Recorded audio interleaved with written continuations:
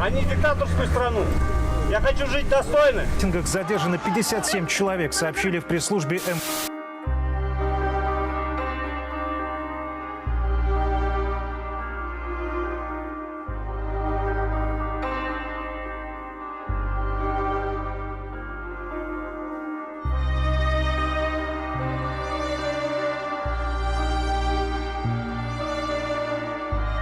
За попытку участия в несанкционированных митингах задержаны.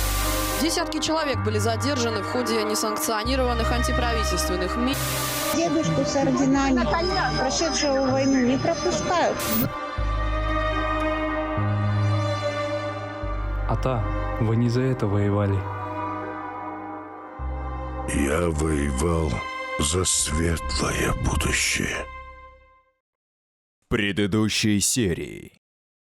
Наши предки били стоя, чтобы сохранить наши земли. Оставляли наследство своим потомкам, жертвуя своей жизнью. Переживали трудные времена, держась плечом к плечу. И все это, чтобы мы построили новое будущее для всей страны. И мы начали действовать. И нам пришла помощь от ООН. Даже премьер-министру Канады. И нашего посла. 4 казаха для своей страны дали отток. Нашей радости не было предела. Казахстанская земля! Встречай лучшую генетику!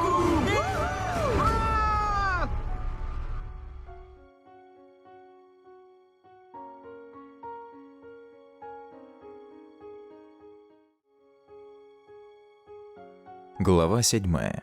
Справедливость. Мы построили свою систему справедливости. Изучая новые технологии и новые системы, мы пришли к выводу, что в вопросе справедливости нужно обратиться к давно забытой системе, которая существовала 300 лет назад и доказала свою эффективность. Институт биев. Каждый помнит таких биев, как Айтикеби, Толеби, Казыбекби. Народ их уважал и чтил за их честность и справедливость. Шокан Уалиханов упоминал в своих трудах, что даже русские купцы обращались и доверяли суду биев. Как это будет работать? 1200 фиктивных менеджеров представляют кандидатов на должность бия, которые не являются прямыми родственниками и не имеют судимости. 3 бия, набравшие наибольшее количество голосов, избираются главными биями. Чтобы стать кандидатом на должность бия, соискатели проходят бесплатное онлайн-обучение в университете фонда и получают лицензию. Фонд берет на себя обязательства по выплате заработной платы в размере $20 тысяч в месяц. Снять с должности бия за коррупцию и несправедливые решения могут эффективные менеджеры или фонд. Но при этом новый бий избирается эффективными менеджерами. Решения биев являются окончательными и обжалованию не подлежат. Что должен делать бий? Бий следит за справедливостью в системе фонда и сохраняет справедливый баланс между эффективным менеджером и фондом. Решает вопросы по страховым выплатам. Следит за понижением либо повышением кредитного рейтинга. Работа биев будет основываться на корпоративном кодексе справедливости нашего фонда. Изменения и дополнения в который могут вноситься эффективным менеджером и фондом в онлайн-системе САП. Суд Международного финансового центра Астана. Для защиты зарубежных инвестиций и работы с международными финансовыми институтами фонд и все его юридические структуры и эффективные менеджеры работают по прецедентному праву Англии и Уэльса и зарегистрированы на территории МФЦА. Суд МФЦА является независимым в своей деятельности и не является частью судебной системы Республики Казахстан. Суды проходят на территории МФЦА, где судьями являются английские лорды. Легитимность данного суда прописана в Конституционном законе Республики Казахстан. Система кредитных рейтингов. Как работает система и от чего зависит кредитный рейтинг? От университета. Как только человек прошел обучение, он входит в систему фонда, и базовый кредитный рейтинг зависит от результатов теста, который он сдал в университете. Хорошо сдал – высокий базовый кредитный рейтинг. Плохо – низкий. От центра знаний. Если эффективный менеджер правильно выполняет рекомендации Центра знаний, его кредитный рейтинг растет. Если не выполняет рекомендации, кредитный рейтинг падает. От банка. Если у фиктивного менеджера и у его сотрудников высокая платежная дисциплина, то кредитный рейтинг растет. Если низко, соответственно, падает. Более того, по мере роста кредитного рейтинга открываются такие продукты, как ипотека, автокредитование и обучение детей за рубежом. А при снижении, соответственно, эти кредитные продукты закрываются, понимая, что кредитный рейтинг напрямую влияет на судьбу человека. И данный рейтинг может путем коррупции завышаться или путем несправедливости от фонда занижаться. В связи с этим решено, что подтверждать повышение или понижение кредитного рейтинга будут BE. В целях укрепления командной работы от кредитного рейтинга эффективного менеджера напрямую зависят кредитные рейтинги его сотрудников. То есть, если эффективный менеджер показывает низкие результаты, то рейтинг всей команды снижается. Соответственно, увеличивается процентная ставка на ипотеку и другие кредитные продукты и страхование. Следовательно, при положительных результатах кредитный рейтинг увеличивается, и процентные ставки по кредитным продуктам и страховая премия удешевляется. При этом, если эффективный менеджер или его сотрудник получает максимально негативный кредитный рейтинг, они исключаются из системы. Также исключение системы может быть из-за воровства и коррупции. Борьба с коррупцией и воровством. Ни для кого не секрет, что коррупция и воровство до сих пор присутствуют во многих структурах. Коррупция – это паразит системы, и мы должны ее искоренять внутри системы. Все это делается для того, чтобы все участники системы жили счастливо. В давние времена, на Диком Западе, когда процветал бандитизм и беззаконие, правоохранительные органы не могли призвать к порядку людей. И тогда власти США прибегли к одному хитрому, но очень эффективному инструменту – охотники за головами. Как это работает? Любой гражданин Казахстана имеет право пройти онлайн-обучение в университете фонда для получения знаний о методах и механизмах дачи взяток через изощренные схемы. Напрямую, через родственников, друзей, одноклассников, хоть как. Лицензию он может получить онлайн, и процедура является бесплатной и конфиденциальной. После получения лицензии охотник может начать свою деятельность. Механизм действия. На антикоррупционном сайте фонда будет выставлен прайс-лист за каждого участника системы. К примеру, за главного BE – $50 000, за локального BE – $30 000, за кредитного менеджера – $20 000, за заведующего складом – $10 000 и так далее. Охотник за головами должен выявлять людей, берущих взятки. Служба безопасности фонда предоставит средства для обеспечения выплаты взятки. Собранный компромат охотник должен передать в службу безопасности, которая совместно с BIEM проверяет достоверность предоставленной информации. После подтверждения BIEM и службой безопасности фактов коррупции или воровства, охотник получает свою премию по прайс-листу, а коррупционер исключается из системы без права на восстановление и передается сотрудникам государственных правоохранительных органов. При наличии у коррупционера невыплаченных ипотеки или автокредита указанные активы изымаются и передаются в доход фонда.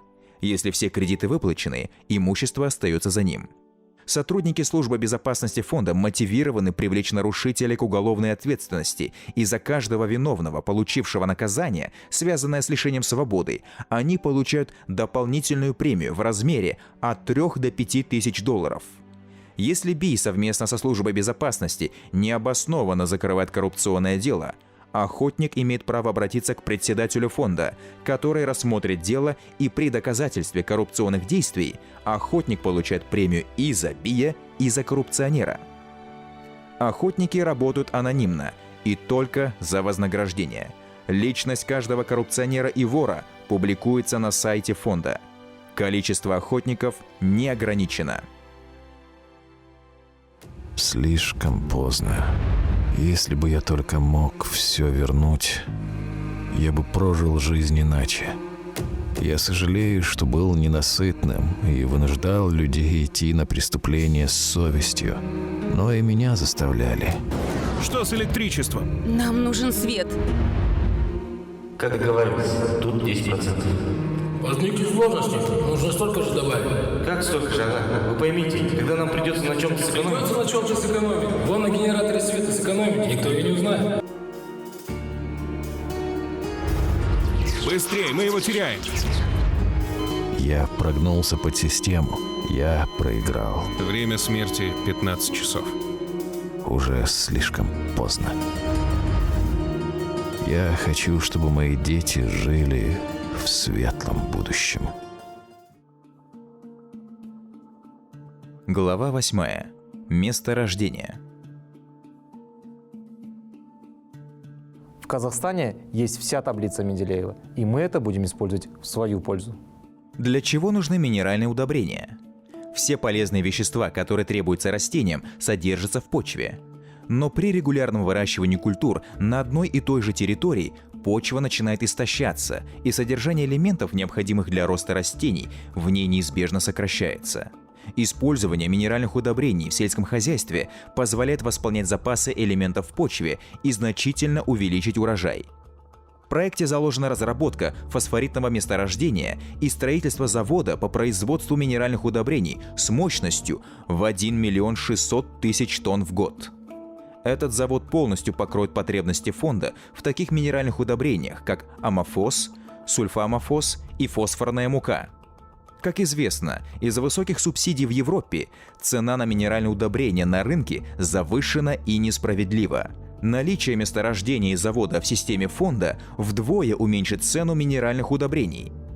Экономические преимущества для страны очевидны, ведь Казахстан занимает второе место в мире по запасам фосфора, из которого производятся минеральные удобрения. Более того, такие отечественные гиганты в нефтяном секторе, как КПО, ТШО, NCOC, готовы бесплатно предоставлять гранулированную серу, которая также крайне необходима для производства сульфоаммофоса.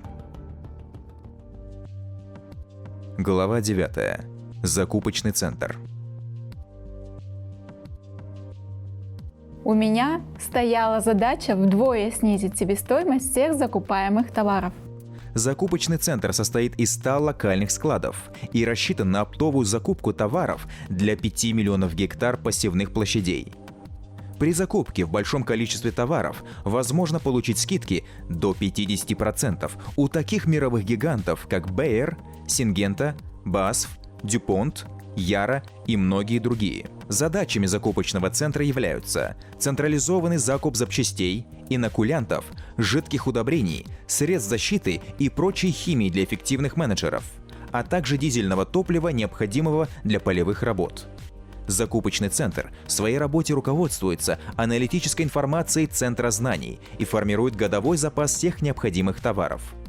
Таким образом, вся структура выстраивается на создании полного сервиса по системе полного обеспечения для продуктивной работы и удобства. Глава 10. Банк. Когда я проектировал банк, я делал упор на то, чтобы деньги были доступными и дешевыми. Это первый банк в Казахстане, который не дает деньги, а предоставляет товары и услуги. Социальные опросы показали, что если человеку дать прямой доступ к кредитным деньгам, у него появляется соблазн потратить их не по назначению. Для решения этой проблемы мы позаимствовали технологию работы исламских банков. Агроинвестбанк. Основной задачей банка является полное финансовое сопровождение всей экосистемы фонда. Как это работает?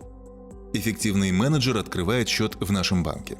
С помощью технологий больших данных, таких программ как SAP, Cropio, доступна вся информация об эффективном менеджере, о его земле, об образованности его сотрудников и многое другое. За счет этих данных решения принимаются за 1 секунду. После принятия решения для эффективного менеджера открываются такие кредитные продукты, как покупка семян, доступ к товарам закупочного центра, доступ к услугам МТС, а для МТС – доступ к лизингу техники. За счет привлечения денег через программы ООН банк будет выдавать кредиты от 4 до 7% годовых. Процентная ставка полностью привязана к кредитному рейтингу заемщика. Все выплаты премии от кредитных продуктов берет на себя эффективный менеджер. Банк будет выпускать собственные кредитные карты. На этапе развития проекта, пока эффективные менеджеры не выйдут на прибыль, банк напрямую будет зачислять заработные платы на карты всех сотрудников эффективных менеджеров. После того, как эффективный менеджер соберет урожай и выйдет на прибыль, банк спишет кредитные деньги с его дохода с процентами. И плюс ко всему в Казахстане очень сильные проблемы с девальвацией. И чтобы решить эту проблему, банк будет платить зарплату в долларах или евро. Защита инвестиций. За счет наличия собственного эскроу-счета, специального условного счета, инвестор получает доступ ко всем денежным потокам для каждого участника экосистемы фонда. Система предквалификации поставщиков, утвержденных инвестором, позволяет осуществлять контроль целевого использования средств. Все платежи и возвратность кредитов обеспечивает замкнутая экосистема фонда. Все денежные средства циркулируют в одной системе банка, что значительно снижает любые виды рисков. Скоринговая система дает возможность принимать мгновенные и качественные решения. Онлайн-система обслуживания клиентов дает возможность не содержать филиалы и большой штат сотрудников, а участникам системы получать полный спектр услуг в один клик. Глава 11. Международная торговля. Когда мы создавали торговый дом, нам нужно было найти ответ на главный вопрос: как торговать со всем миром, не имея выхода к океану? Эффективный менеджер, сотрудничающий с фондом, будет избавлен от необходимости изучать и анализировать рынки, проверять платежеспособность клиентов, так как весь урожай, собираемый фермером, будет приобретаться торговым домом фонда. Другими словами, ему обеспечен гарантированный сбыт. Как это будет работать? В начале года торговый дом и эффективный менеджер заключают фьючерсный контракт на весь урожай с фиксированной скидкой. Заключив контракт с торговым домом, эффективный менеджер идет в банк, который принимает данный контракт в качестве залога и открывает финансирование. Торговый дом, анализируя мировое производство, спрос и севооборот, выдает директивы эффективным менеджерам, какие культуры сеять и в каком объеме. По данной директиве семенной банк выдает семена эффективному менеджеру. Данный механизм нужен во избежание перепроизводства и риска обвала цен на внешних рынках, так как общая производительность всех ферм будет составлять порядка 20 миллионов тонн продукции ежегодно. В сентябре торговый дом скупает урожай по котировкам Чикагской биржи за минусом логистики и премии торгового дома, которая была оговорена в начале года во фьючерсном контракте. Эффективный менеджер передает торговому дому урожай и получает свою прибыль за минусом всех обязательств перед банком. Учитывая то, что скупка производится по котировкам Чикагской биржи, каждый эффективный менеджер получает возможность зарабатывать от $1 миллиона в год. Но для скупки по высоким биржевым ценам нужно иметь как минимум выход к океану. Для этого нам нужны своп-операции. Если детально вглядеться в карту, то мы увидим, что только около 10% от общей площади суши Китая является пригодной для выращивания агрокультур, и остальные 90% суши являются абсолютно непригодными. Доставка пшеницы до запада Китая обходится очень дорого, а если всмотреться в карту Казахстана, то мы видим, что у Казахстана очень дорогой выход к океану ввиду удаленности. Теперь как можно помочь друг другу? Ответ прост. Обмен. На 90% территории Китая проживает 500 миллиарда человек, которые будут обеспечены казахстанской пшеницей, а взамен забрать с южных портов Китая китайскую пшеницу клиентам, таким как Япония, Корея, Саудовская Аравия, Египет, Индонезия и многие другие. Китай экономит деньги на логистике. Мы получаем дешевый выход к океану. Все в плюсе. Раз эффективный менеджер и страна в целом получают такие возможности за счет торгового дома и своп-операции, поток прибыли везде увеличивается и повышается уровень жизни. Мы считаем справедливым то, чтобы наши сограждане получали доход на уровне американских и канадских фермеров. Для этих целей мы назначили доход каждого эффективного менеджера в размере от $1 миллиона. Давайте разберем живой пример и послушаем Криса из Канады. Крис Ренвик, 46 лет, гражданин Канады. Владеет землей с участком 367 гектаров. Годовой оборот $600 тысяч. Из них чистая прибыль $256 тысяч в год. Имея технологии, как в Канаде, наш эффективный менеджер с 5000 гектаров гарантированно может заработать $1 миллион в год. Я Крис Ренвик из Уитли, Онтарио, в Канаде. Я занимаюсь выращиванием сои и пшеницы на Чатам-Кент. В Канаде фермерство считается очень престижной и высокодоходной профессией, и я фермер в 7-м поколении. Глава 12. Резервный фонд. Не найдя работу в Казахстане, я уехал на заработки в Канаду. Там я изучил систему агрострахования. Теперь я вернулся домой, чтобы создать первый в Казахстане справедливый страховой фонд. Главное преимущество страхового фонда в том, что он является некоммерческим и резервным. Коммерческие страховые фонды нацелены на извлечение прибыли, а прибыль они получают от невыплаченных страховых случаев. Как следствие, мы видим мелкие буквы в договорах, низкие страховые выплаты и неглупых юристов, которые выигрывают любое судебное дело в пользу страхового фонда. Они делают все, чтобы не выплачивать ущерб от страхового случая. Для избежания подобной несправедливости фонд предлагает другую схему работы. Фермер ежегодно платит обязательную страховую премию, которая составляет 10% от его производственной себестоимости. Фонд поддерживает фермера и оплачивает за него из собственных средств 10% премии. Тем самым фонд разделяет риски с фермером и показывает заинтересованность в его успехе.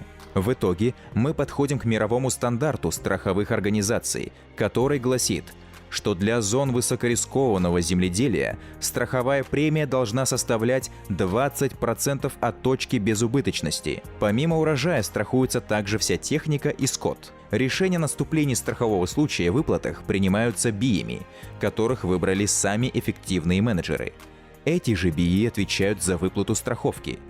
Независимое заключение о стихийном бедствии и нанесенном ущербе предоставляет Центр знаний. Для инвесторов это очень важно, так как механизм гарантирует возвратность всех вложенных денег и защиту от дефолта вследствие стихийных бедствий. Глава 13.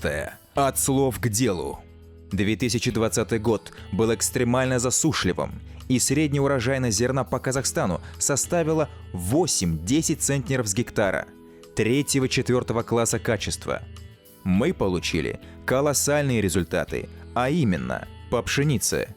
Средняя урожайность 35 центнеров с гектара, что выше средней урожайности в Казахстане на 400%, соответствующая по качеству первому классу High Pro, что в свою очередь открывает нам экспортные рынки Китая, Италии, Японии и других стран. Казахстанские аграрии на протяжении 30 лет не могли получить подобного результата. Согласно мировым биржевым котировкам, цена High Pro на 50% выше, чем цена обычной пшеницы. По сое.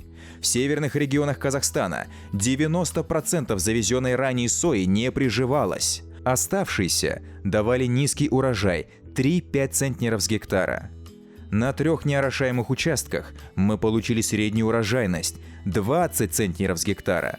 Урожайность выше на 500%. Успешное выращивание сои стратегически важно для экономики Казахстана. Основным потребителем сои является Китай. Китай потребляет сою на $70 миллиардов в год. И в рамках сложившейся торговой войны между Китаем и США открывается огромный рынок на $20 миллиардов в год, который мы можем сполна покрыть. Стоимость сои на китайской бирже составляет около $1000 американских, что в 5 раз превышает среднюю стоимость пшеницы. Мы завезли семена, посеяли их на 3 типах почв – каштановой, темно-каштановой и черноземе, а именно на хозяйствах Акмола Феникс, Родина и СК Агро. Сев мы осуществили при научном сопровождении Государственного университета Казату имени Сейфуллина и канадских специалистов.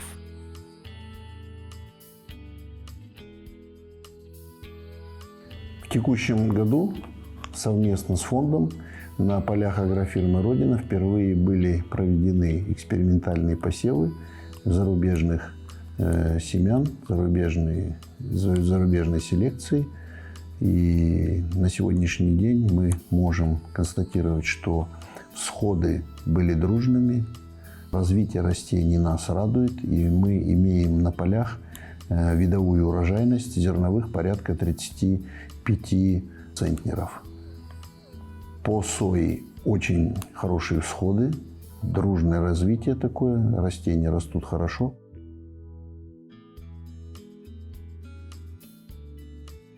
По урожайности данного поля, то где-то от 32 до 36 центнеров с гектара. Если по удобренным, там, где обработано стимуляторами роста, то там свыше 40 центнеров с гектара.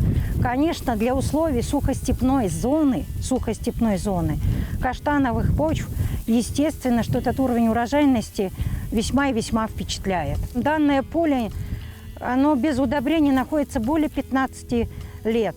То есть ни капли удобрений. А сколько уже? 15 лет, 15 урожаев мы собрали. То есть вынесли очень много элементов питания. Значит, если мы внесем, так сказать, в достаточной норме элементы питания, то есть удобрения, то мы можем рассчитывать на урожайность от 40 и выше центнеров с гектара. В данном хозяйстве, на данном поле впервые. И, конечно, она очень удивила нас, так сказать, своим развитием. То есть уровень урожайности данного поля более 20 центнеров с гектара. Если посмотреть статистику, то по сое средняя урожайность по Казахстану 20,3 центнера с гектара. Но это с учетом и орошения. Это же соя без орошения. Конечно, уникальный сорт.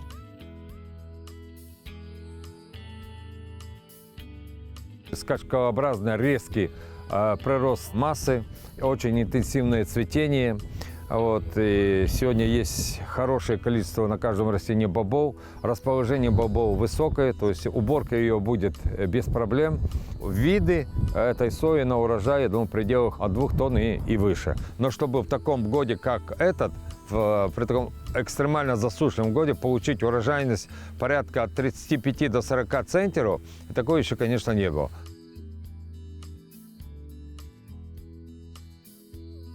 Твердозерной мягкой пшеницы, которая показывает в остро засушливых условиях 2020 года урожайность, которую мы можем получить с этого поля, составляет 30-35 центнеров.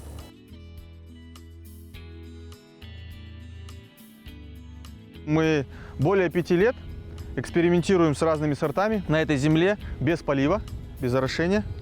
И я хочу сказать, что в этом году очень интересные результаты. То есть такого мы никогда не получали. Пожалуйста, видовая урожайность до 2 тонн.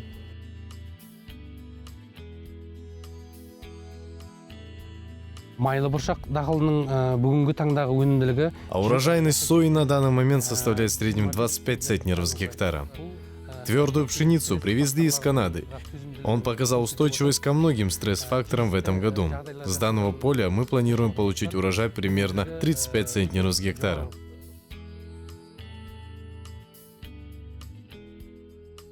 Образцы на проведение анализа качества зерна и семян, пшеницы мягкой и твердой и ячменя. Содержание протеина также ни одного образца не было ниже 14,3%, а по твердой выше 17,9%. По требованиям это первый класс пшеницы заготавливаемой. Это все зерно достаточно высококачественное и отвечающее требованиям мирового рынка по хлебным пшеницам.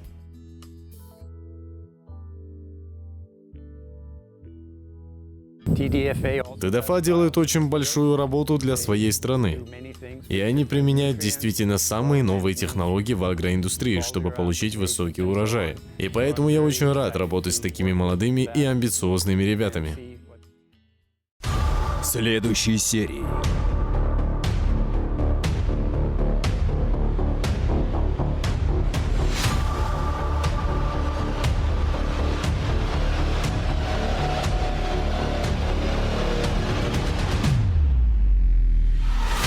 Как стать эффективным менеджером?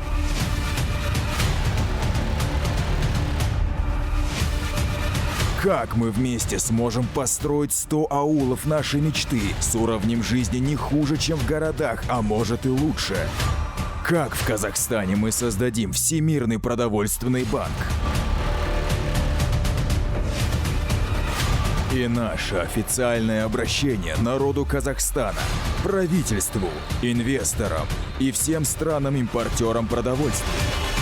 С верой в Творца и в светлое будущее.